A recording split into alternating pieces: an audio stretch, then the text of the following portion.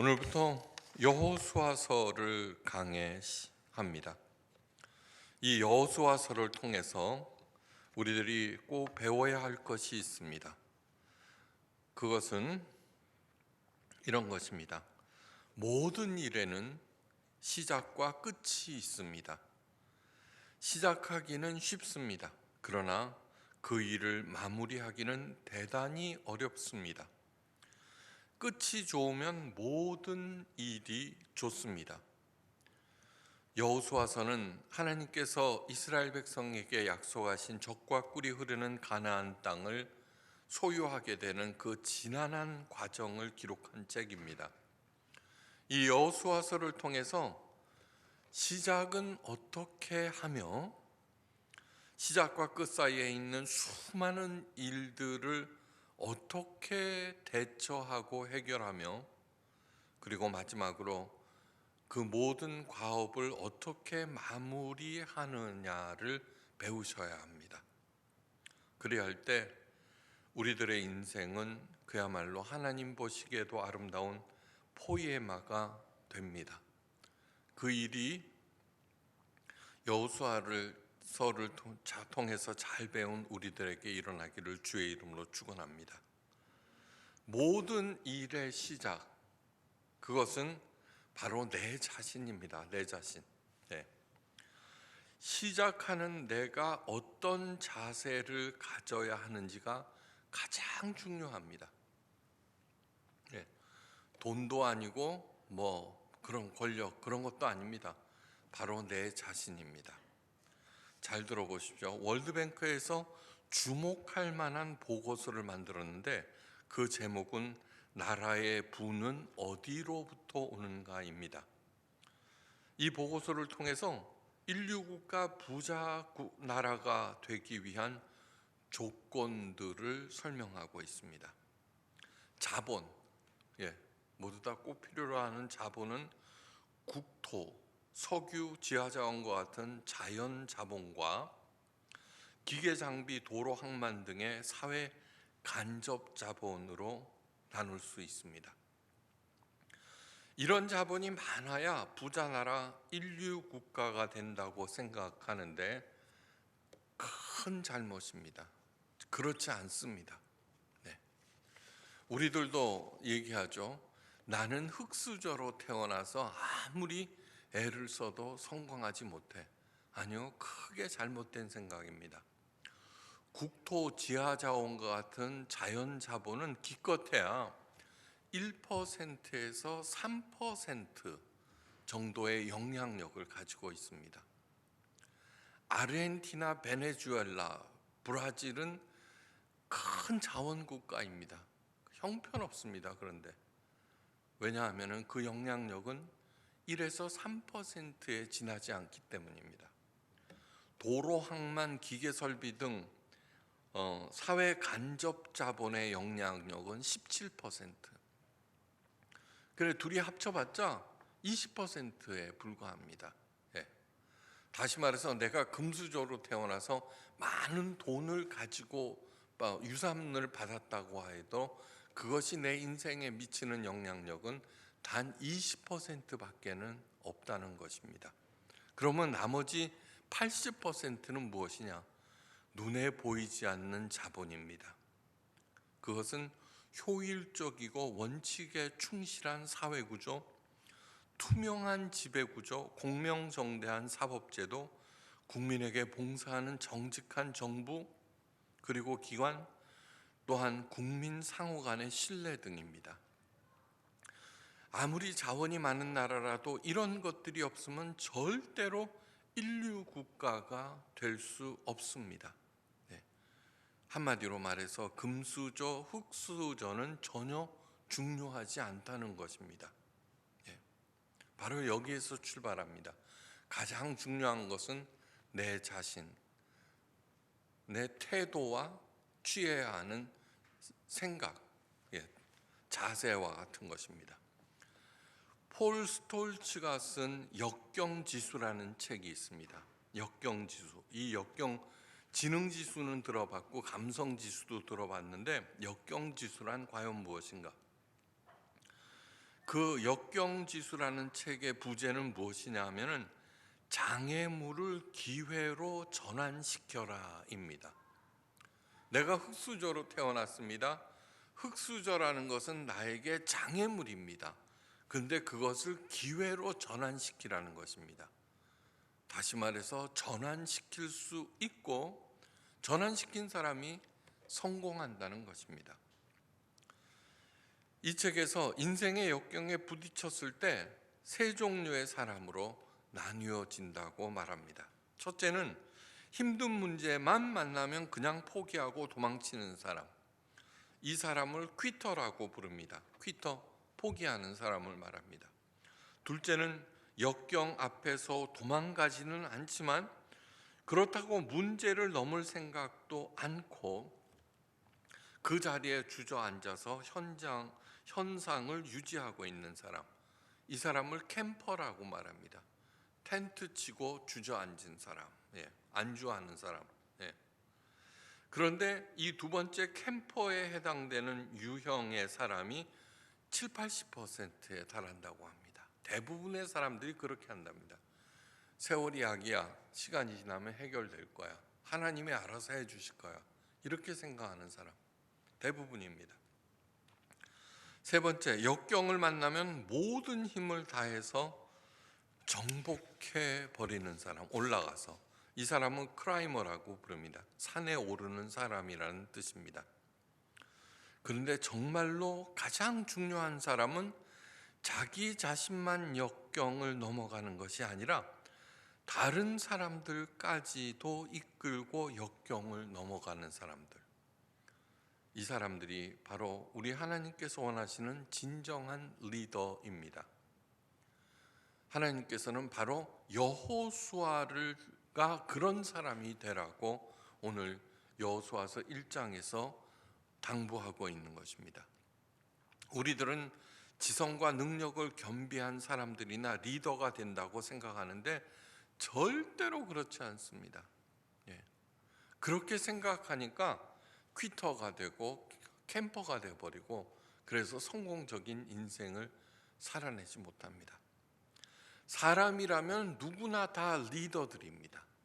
사람이라면 가장 중요한 것은 무엇이냐 하면은 먼저 내 자신에 대해서 리더라는 점입니다. 내가 군대 갔을 때 2등병이 되었습니다. 전부 다 나의 리더들입니다. 그러나 내 자신에 대한 리더는 오직 내 자신입니다. 먼저 자신의 영과 육이 모두 건강한 인격체로서 자신을 잘 관리하고 잘 다스리셔야 합니다. 두 번째, 나아가서 내가 맡은 일에서 리더입니다. 내가 비록 말단 자리에서 하찮은 일을 맡았다고 하더라도 그 일에 대해서는 내가 리더입니다. 우리나라 최초의 여성 대기업체 여성 임원으로 등극한 김영인가 하는 그런 분이 계십니다. 그분이 회사에 인턴 사원으로 입사했습니다. 그런데 맡은 일이라고 하는 건 커피 타오는 일, 복사하는 일, 그런 일뿐입니다. 그런데 그 맡은 일을 열심히 했습니다. 얼마나 깔끔하게 했는지. 모두 다 복사할 거를 남겨주고 퇴근했는데 복사기가 고장났습니다. 그래서 전화를 걸어서 그 기술자, 그 회사 복사기 대업체 기술자하고 통화하는데 식당에서 술을 마시고 있었습니다. 그는 달려가서 그 남자를 설득해서 데리고 와서 복사기를 고칠 정도였습니다. 그리고 다른 사람의 복사, 한눈에 봐도 이거는 걔가 만든 거구나. 그렇게 해서 우리나라 최초의 여성 임원이 됩니다. 이 리더들은 그 지위 고하를 막론하고 굉장히 중요한 존재들입니다. 그들에 의해서 모든 것의 성패가 결정되기 때문입니다. 인생에서 리더의 역할을 잘 감당하신 한 권사님을 알고 있습니다. 그 권사님은 남해 작은 섬에서 태어나서 18살 때 상경하여 공장 생활, 남의 집 살이 등등 엄청난 고생을 하였습니다. 그때 공장 생활이라는 것이 상상을 넘는 힘든 것이었습니다. 이 권사님과 저는 동갑이었기 때문에 제가 직접 경험은 못했지만 익히 알고 있습니다. 공장 생활이 너무너무 힘들어서 남의 집 살이, 다시 말해서 식모살이를 시작하게 되었는데 혹독한 주인을 만나 고생하였습니다. 제대로 먹을 것도 입을 것도 제공해 주지 않았습니다. 겨울철에 부실한 신발로 인해서 발에 동상이 걸렸습니다. 자꾸 살이 검게 괴사하고 있는데 약도 없었습니다. 약도 주지 않습니다. 동상은 얼음으로 풀어야 한다는 말을 듣고 그 추운 겨울에 수도가에 쌓인 눈 속에 맨발을 담갔습니다. 갖은 구박을 받으면서도 하루 종일 그렇게 앉아 있었다고 합니다. 다행히 동상이 낫기는 하였지만 그 고통을 한번 생각해 보십시오. 그 고생을 감내하면서 실질적인 가장 역할을 하면서 섬에 남아있는 동생들 공부까지 다 시켰고, 현재는 너무너무 잘 살고 있습니다. 저와 동갑인 그 권사님은 저는 기꺼이 존경하며 친구라고 부르고 있습니다. 제가 존경하는 이유는 같은 나이인데 저도 지방에서 올라왔어요. 근데 그분은 그 고생을 하였고 저는 편안하게 학교 다니고 그랬다는 것입니다. 그래서 죄송하고 미안합니다. 그 권사님이 이런 말씀을 하십니다. 식당으로 출근하기 전 항상 5분 정도 기도를 합니다. 그런데도 하나님께서는 그 짧은 기도를 다 들어주셨습니다. 그러니 내가 좀 더 길게 기도를 하였다면 하나님이 얼마나 큰 축복을 내리셨고 제가 그것을 어떻게 감당할 수 있었겠습니까? 그 권사님은 바로 역경지수가 탁월한, 자신도 살고 집안도 살린 누구보다도 훌륭한 리더입니다. 훌륭한 리더가 되기 위해서는 IQ, 지성지수도 중요하고 EQ, 감성지수도 중요하지만 가장 중요한 것은 역경지수입니다. 역경을 넘어서는 능력이 바로 리더십의 진정한 자질입니다. 모세에 이어 여호수아가 지도자가 됩니다. 이스라엘 역사상 모세와 같은 선지자가 그 외에도 일어나지 못했다고 말할 정도로 모세는 지혜와 능력과 경륜에서 탁월한 지도자였습니다. 그러나 하나님께서는 적과 꿀이 흐르는 가나안 땅으로 들어가기 직전에 모세를 영원한 안식으로 부르셨고 새로운 지도자로 여호수아를 세우셨습니다. 다시 말해서 새술은 새 부대. 우리 교회도 마찬가지입니다. 이제 새로운 시대, 팬데믹 이후 새로운 시대를 맞이했습니다. 새술은 새 부대에 담으셔야 된다는 것입니다.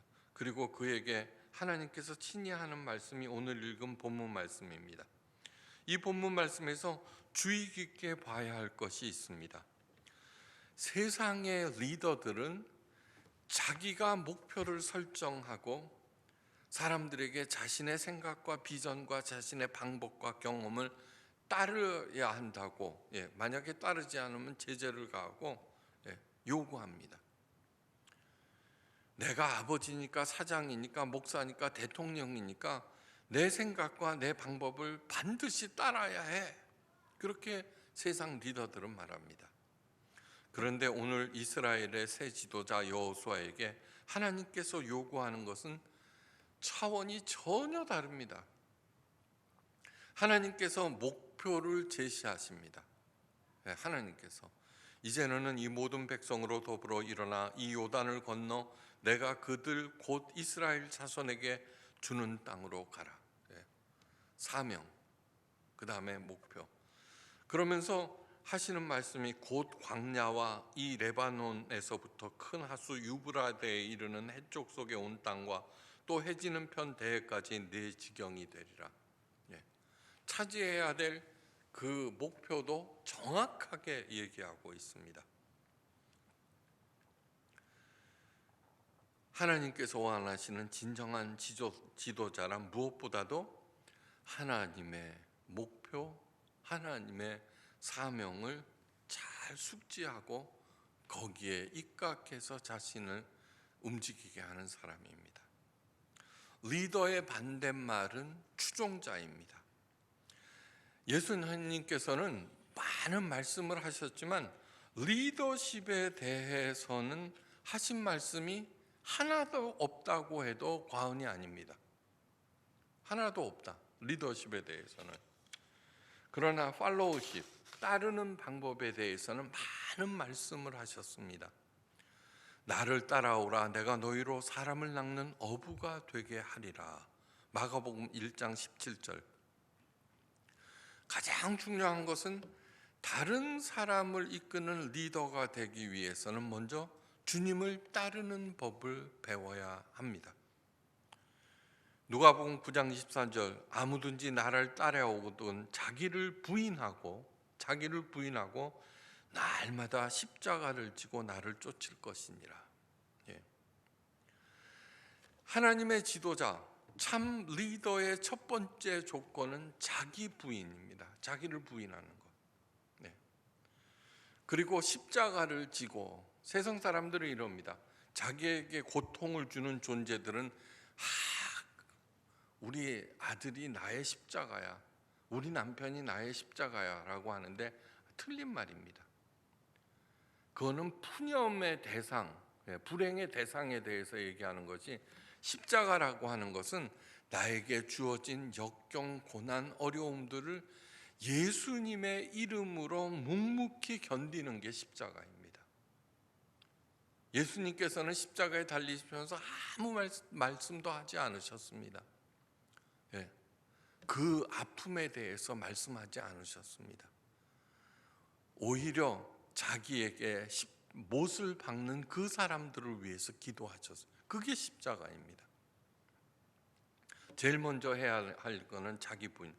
세상의 지배자들은 자신을 앞세웁니다. 자신. 그러나 하나님의 지도자는 자신을 부인합니다. 자신을 부인할수록 하나님의 지혜와 경륜과 능력이 더욱 나타납니다. 저는 우리 포이에마 예수교회에서 담임 목사로서 자기를 내세우고 횡포를 부린 적 단 한 번도 없습니다. 저를 위해야 한다, 뭐 그렇게 말한 적 단 한 번도 없습니다. 오히려 그렇게 하는 사람, 왜냐하면은 진정한 리더가 되기를 원하는 사람은 자기를 부인해야 되기 때문입니다. 예수님께서 말씀하신 리더에 대해서 하신 딱 한 말씀, 마가복음 10장 44절, 너희 중에 누구든지 으뜸이 되고자 하는 자는 모든 사람의 종이 되어야 하리라.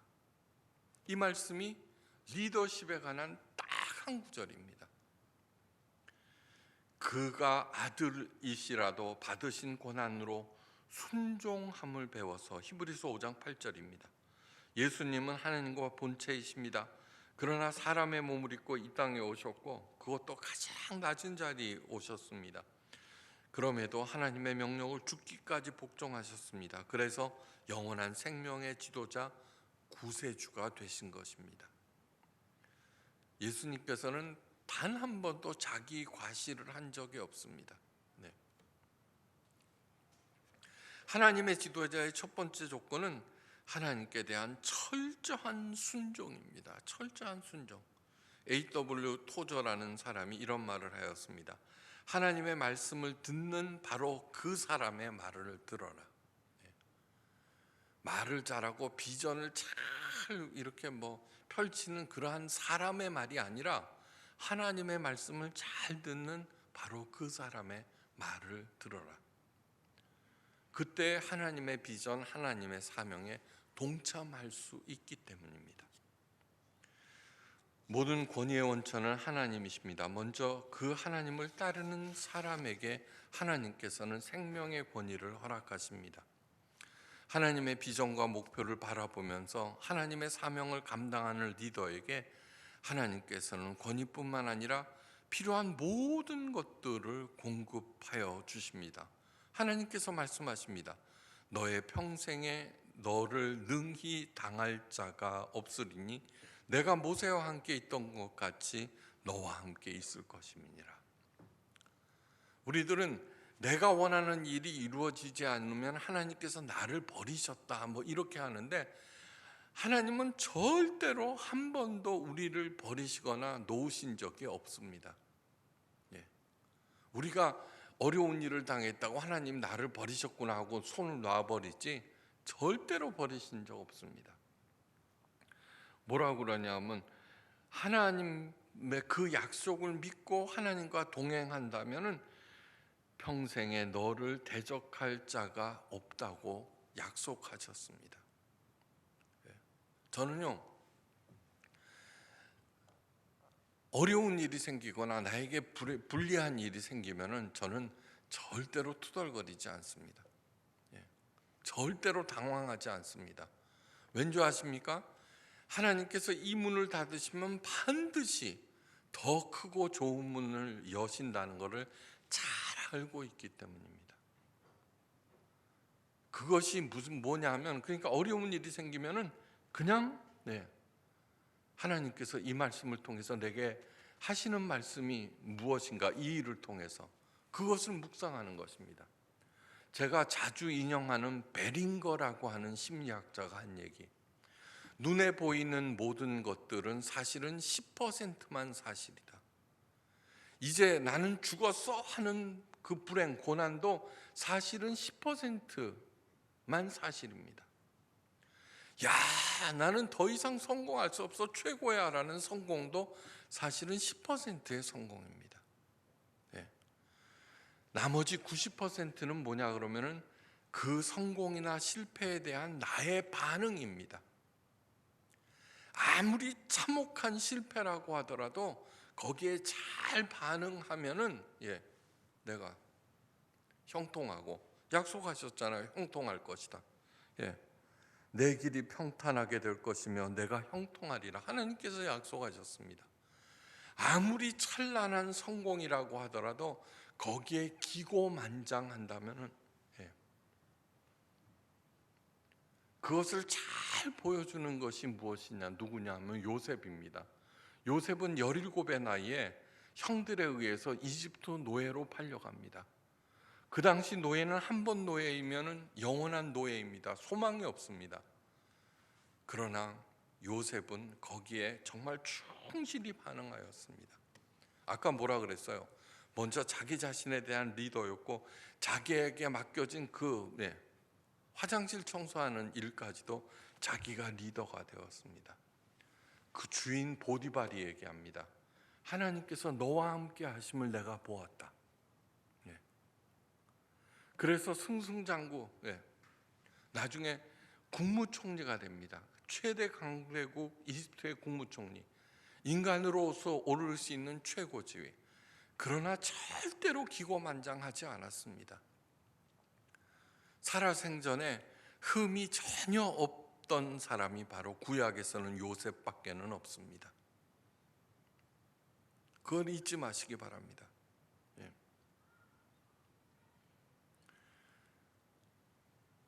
그렇게 하시면서 하나님께서 여호수아에게 요구하시는 것은 두 가지입니다. 첫째, 오직 너는 마음을 강하게 하고 극히 담대하라는 것입니다. 둘째, 이 율법책을 내 입에서 떠나지 말게 하며 주야로 묵상하라는 것입니다. 이 두 가지, 담대함과 하나님 말씀을 묵상하는 것과는, 이 두 가지는 아주 신비로운 상관관계가 있습니다. 아무리 결심하고 마음을 다짐해도 엄습하는 불안과 두려움을 떨쳐버릴 수가 없습니다. 그것은 두려움의 원인이 다른 데 있기 때문입니다. 에덴 동산에서 사탄은 하와를 유혹하면서 하는 말이 있습니다. 너희가 그것을 먹는 날에는 너희 눈이 밝아 하나님과 같이 되어 선악을 알 줄을 하나님이 아심이니라. 선악을 알게 하는 나무의 실과를 따먹으면 하나님같이 된다는 것입니다. 그래서 아담과 하와는 하나님께서 금하신 선악을 알게 하는 나무의 실과를 따먹고 맙니다. 그러자 그들에게 생긴 두 가지 현상이 있습니다. 첫째, 정말로 눈이 밝아졌다는 것입니다. 둘째, 갑자기 두려움이 엄습하였다는 것입니다. 그런데 그 밝아진 눈으로 본 것은 그저 겉으로 드러난 것뿐입니다. 겉껍데기. 자기네들이 벗은 것을 알았다는 것입니다. 중심과 핵심 내면을 보지 못하고 그저 겉껍데기만을 볼 뿐입니다. 그리고 몰려오는 알 수 없는 두려움에 그들은 무화과 잎으로 치마를 해입고는 숨어버렸습니다. 성경은 이렇게 말합니다. 여호와의 하나님의 음성을 듣고 아담과 그 아내가 여호와의 낯을 피하여 동산나무 사이에 숨은지라. 하나님의 말씀이 무너졌습니다. 그러자 원인을 알 수 없는 두려움과 공포가 엄습합니다. 겉껍질만 보는 눈은 주변에서 일어나는 어려운 일들만 봅니다. 그래서 더욱더 불안해집니다. 이런 말입니다. 하나님을 두려워하지 아니하면은 세상 모든 것이 두렵고 콜록만 해도 암인가? 죽을 병에 걸렸나? 그러나 하나님을 두려워하면은 이 세상 그 어떤 것도 두렵지 않다. 진심으로 하나님을 두려워하는, 경외하는 여러분들이 되시기를 간절히 바랍니다. 하나님과 동행하고 하나님을 진심으로 경외하는 것. 경외하는 마음이 뭐냐 그러면 두려워하는 마음이거든요. 그렇게 할 때 내 평생에 너를 능히 대적할 자가 없느니라는 말씀이 온전하게 실현됩니다. 강하고 담대하라는 말씀은 스스로에게 마음을 다스리라는 말이 아닙니다. 성품을 말하는 것도 아닙니다. 하나님의 말씀을 떠난 강함은 한낱 폭력이며 강압일 뿐입니다. 하나님 없는 담대함은 단지 자기 과시이며 만용일 따름입니다. 하나님의 말씀에 귀를 기울일 때, 그 약속을 믿을 때 누구도 무너뜨릴 수 없는 진정한 강함과 담대함이 생깁니다. 왜냐하면 모든 것의 원천은 바로 하나님이시기 때문입니다. 그러나 하나님이 없으면 온갖 것이 다 나를 괴롭히고 지지고 볶습니다. 그러나 내가 하나님을 굳게 붙잡았을 때는 그 어떤 것도 나를 범접지 못합니다. 예수님은 사람으로 보자면 힘없는 로마 식민지 유대 가난한 청년에 불과합니다. 그분의 마음은 온유하고 겸손합니다. 그러나 그분은 하나님의 명령에 순종하여서 십자가에 달리셨습니다. 추호에 흔들림이 없었습니다. 그분은 자기 몸에 대못을 박는 사람들을 위해서 오히려 기도까지 하였습니다. 주여 저들을 용서하여 주옵소서. 자신의 하는 것을 알지 못함이니이다. 예수님의 그러한 막강한 힘은 하나님의 말씀에 대한 철저한 믿음과 순종에서 나온 것입니다. 세상 돌아가는 일이 아무리 위험하고 내게 닥친 환난이 극심하고 내게 맡겨진 일이 감당할 수 없을 정도로 막중하여도 아무 상관없습니다. 내 눈이 하나님을 향해 있고 내 귀가 하나님의 말씀에 열려 있다면 나는 흔들리지 않습니다. 그저 뚜벅뚜벅 걸어갈 따름입니다. 그렇게 할 때 점점 내 길이 평탄하여지고 그리고 나는 형통한 사람이 됩니다. 그것이 하나님의 방법입니다. 하나님께서 말씀하십니다. 내가 모세에게 말한 바와 같이 너희 발바닥으로 밟는 곳은 모두 내가 너에게 주었노니 곧 광야와 이 레바논에서부터 큰 강 곧 유브라데 강까지 해쪽 속에 온 땅과 또 해지는 쪽 대해까지 너희의 영토가 되리라. 하나님께서 정해주신 목표는 대단히 구체적이고 명확합니다.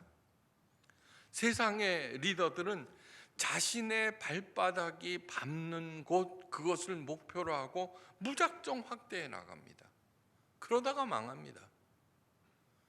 나폴레옹 전 세계에서 가장 넓은 제국을 형성했던 징기스칸 지금은 어떻게 되어 있습니까? 내가 밟는 그곳이 내 거야라고 생각. 그러나 하나님의 리더들은 하나님께서 가라 하시는 곳까지만 갑니다. 절대로 넘어가지 않습니다. 절대로. 세상의 리더들은 자신과 추종자들이 같이 갑니다. 자신의 욕망을 따라서 움직입니다. 그러나 하나님의 리더는 사람이 아닌 하나님과 동행하고 성령의 인도함을 받습니다. 성령의 인도함이 뭔지 아십니까? 정말 하나님을 사랑하고 이렇게 할 때, 어떤 일을 행하려고 할 때 마음에 이거는 하나님께서 원하시는 일이 아니야. 즉각 나옵니다. 즉각 나옵니다. 해보십시오. 그 일은 해도 돼. 그래, 그 일을 행할 때 마음에 무거움이 있거나 꺼리낌이 있거나 주저함이 있다는 것은 내 인간 그것이 아닙니다. 성령의 인도함을 받습니다. 그러므로 나는 언제나 삼위일체 하나님께 민감한 존재로 있어야 합니다. 민감한 존재. 내 욕심, 내 탐욕에 민감하지 아니하고 예수 그리스도의 부활을 확인하고 주님을 생명의 구세주로 모신 초대교인들에게 별명이 있었습니다. 별명 하나. 그게 뭔지 아십니까? 세상이 감당치 못하는 사람이라는 별명을 얻었습니다. 세상 그 어떤 것도 나를 감당치 못합니다. 진짜 하나님의 사람은. 그런데 한번 생각해 보십시오. 내가 세상을 감당치 못하고 있지 않습니까? 왜 이렇게 되는 일이 없고 왜 이렇게 되는 거야? 세상을 감당치 못하는 사람 참 리더가 아닙니다. 하나님의 크리스찬이 아닙니다. 여러분, 나는 자연이다라는 프로 알죠? 그 양반은 세상에서 실패하였습니다. 그리고 살기 위해서 자연으로 들어갔습니다. 근데 자연을 만났죠? 뭐라 그래요? 세상이 감당치 못하는 사람으로 변해갑니다. 불행이, 슬픔이, 고갈, 부족함이 그 사람들을 흔들지 않는 것을 보죠, 그죠? 자연을 만나도 그런데 그 자연을 만드신 삼위일체 하나님을 만나면 너무너무 당연합니다. 세상이 감당치 못하는 사람들이 되시기를 주의 이름으로 간절히 축원합니다. 이제 저와 여러분들은 모세와 여호수아와 함께 하셨던 하나님과 동행하면서 하나님께서 친히 약속하셨잖아요. 성령 하나님의 인도를 받아 어떤 일을 할 때 하나님께 여쭤보십시오. 예수님이라면 이렇게 하셨을까? 성령의 인도를 즉각 받을 수 있습니다. 길이 아니면 가지 않습니다. 능히 세상을 이기고 30배, 60배, 100배의 결실을 맺어 베풀 거도 남음이 있을 것입니다. 하나님의 포이에마가 되시기를 주의 이름으로 축원합니다. 기도하십니다. 하나님 아버지, 이제 하나님의 리더가 되겠습니다.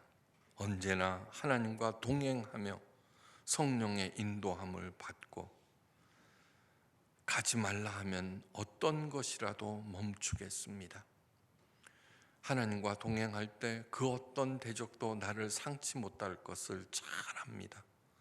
주야로 율법을 하나님의 말씀을 묵상하며 뚜벅뚜벅 가겠습니다. 그것이 최고의 형통한 길임을 잘 알기 때문입니다. 우리가 그리하여서 가장 아름다운 하나님의 포이에마가 되게 하옵소서. 이제는 성부, 성자, 성령 삼위일체 하나님의 그 크신 은혜와 사랑과 은사와 능력 언제나 좋은 대로 인도하시고 언제나 풍성하게 공급하심이 하나님께서 가장 사랑하시는 존귀한 자녀들과 각 가정 하시는 일들과 새로 세운 계획 위에 지금부터 영원까지 함께 계시옵기를 예수 그리스도의 이름으로 간절히 축원하옵나이다. 아멘.